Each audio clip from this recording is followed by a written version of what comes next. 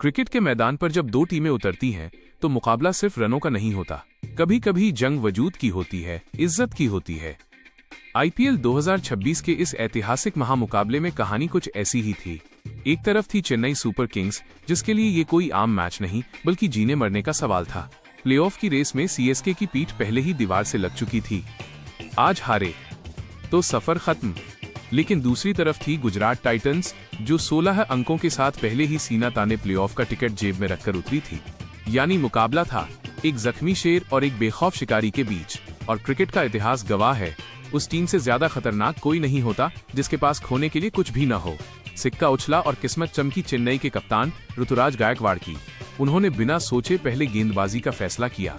इरादा साफ था, शुरुआती झटके देकर गुजरात को घुटनों पर लाना।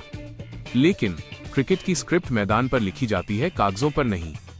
गुजरात की तरफ से ओपनिंग करने उतरे कप्तान शुभमन गिल और युवा सनसनी साई सुदर्शन। और भाई साहब, इसके बाद जो हुआ उसे चेन्नई के गेंदबाज सालों तक नहीं भूल पाएंगे। इन दोनों ने चेपॉक के मैदान को अपनी नेट प्रैक्टिस का ग्राउंड बना दिया।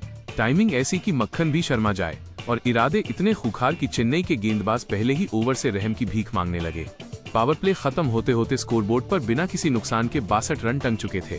मुकेश चौधरी की लाइन लेंथ गायब थी। स्पेंसर जॉनसन की रफ्तार को खिलौना बना दिया गया था।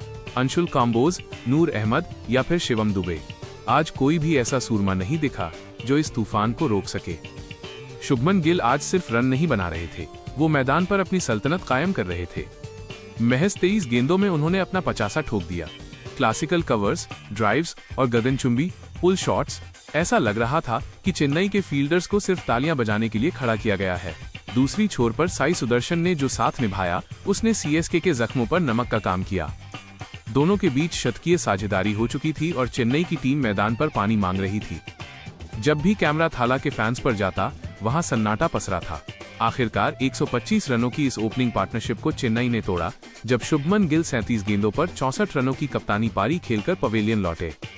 लेकिन चेन्नई की खुशियां चंद सेकंड्स की थीं, क्योंकि अब क्रीज पर एंट्री हुई द बॉस जोस बटलर की।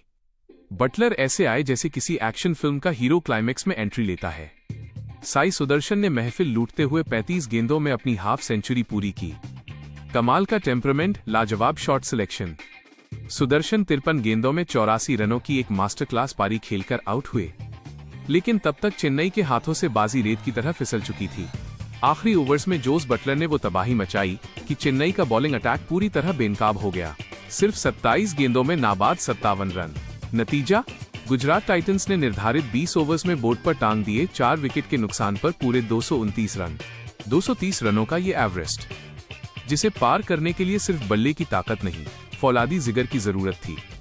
क्या चेन्नई इस चमत्कार को अंजाम दे पाएगी, या आज सफर का द एंड हो जाएगा? 230 रनों के इस पहाड़ जैसे लक्ष्य का पीछा करने उतरी चेन्नई सुपर किंग्स। फैंस को उम्मीद थी कि एक आतिशी शुरुआत मिलेगी, लेकिन पहली ही गेंद पर जो हुआ उसने लाखों दिलों को एक झटके में तोड़ दिया। ओपनर संजू सैमसन बिना खाता खोले पहली ही गेंद पर कैच थमा बैठे। स्टेडियम में ऐसा सन्नाटा छा गया जैसे किसी ने लाइव मैच को म्यूट कर दिया हो।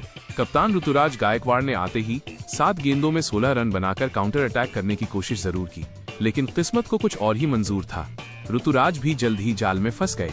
मुसीबत यही नहीं रुकी, चौथे नंबर पर आए उर्मिल पटेल भी सिर्फ 2 रन बनाकर चलते बने। चेन्नई की कश्ती उस समंदर में फंस चुकी थी जहां दूर दूर तक कोई किनारा नहीं था। और इस तबाही के पीछे सबसे बड़ा हाथ था मियां भाई यानी मोहम्मद सिराज का। सिराज की गेंदें आज आग उगल रही थीं। शुरुआती 3 विकेट चटकाकर सिराज ने चेन्नई की रीढ़ की हड्डी ही तोड़ दी। मिडिल ओवर्स में मैट शॉट 14 गेंदों में 24 रन और कार्तिक शर्मा 15 गेंदों में 19 रन ने कुछ संघर्ष दिखाने की कोशिश की। लेकिन रनों का बढ़ता दबाव और गुजरात के गेंदबाजों का खौफ वापसी के सारे रास्ते बंद कर चुका था।